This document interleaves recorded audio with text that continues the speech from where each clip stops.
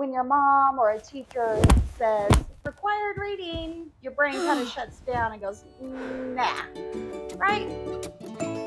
If trudging through 19th century writing seems like absolute torture to you, I got you. I'm Mrs. Cortez, and I teach American literature for those who hate to read. And you? So we kick things off with The Scarlet Letter, fly through Moby Dick, and end with Ernest Hemingway, and talk about his six-toed cats. Yes, I'm serious. Six-toed cats.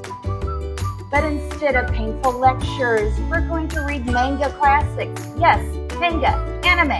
We're going to unlock escape rooms. We're going to play digital review games. We're going to have real-world discussions about these stories. And plus, I provide audiobooks and some really cool black and white movies for you to watch. Oh, coffee and snacks are always mandatory. Always.